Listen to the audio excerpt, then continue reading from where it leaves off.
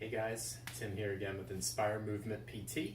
We're going to talk about some stretches for your hips that are going to enable you to actually have the good sitting posture that we're talking about in our other videos.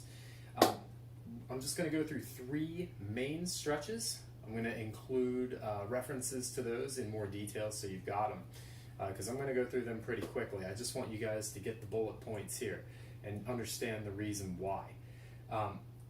I can talk till I'm blue in the face about sitting upright, but if you can't physically get yourself there, like as far as flexibility goes, it's not really going to go very well for you because you're going to be pushing into a restriction.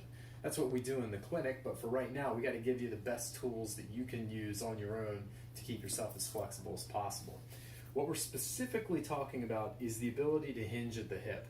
We need to get at least 90 degrees of bend. We want to have a little room to spare, right? Because by definition, that's what you need to be able to sit. If you're only able to get up to here before your pelvis and back start rounding, well, guess how you're going to sit? You're going to sit with a rounded back and pelvis because your hip's not able to come up anymore. So we don't want that to happen. We don't want to be putting your low back in a stooped position for hours at a time. And I would imagine a lot of people out there are doing it without really realizing it. So 3 quick stretches to be able to get that flexibility back. Again, we've got these referenced, so please see them in more detail. One is going to be on your back. Okay, this would be great to do right before you get started with work, so all of your hours are done in a more flexible state. All right, come on over here. So you're going to be on your back, and the goal here is to stretch right here in the low back to loosen up that area and the pelvis to allow your hip to be flexible. Cross one leg over the other, and then you're going to just kind of drift to the side. You squeeze the knees together, relax, and go farther. Squeeze again, go farther. And you're trying to get more and more flexibility. So I talk about it in more detail in the video. Please check that out. That was a very, very quick Cliff's Notes version. But you're going to do that on each side, right? And then you kind of go the other way. So that's kind of for the trunk, which will help the pelvis and the hips.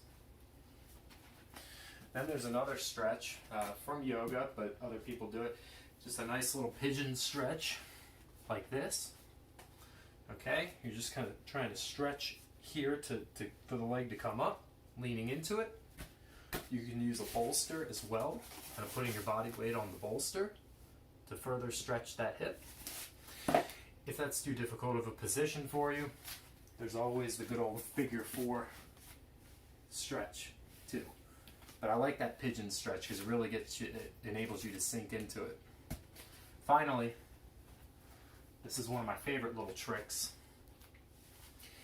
You take a firm ball and you mobilize the tissues right along your fibula.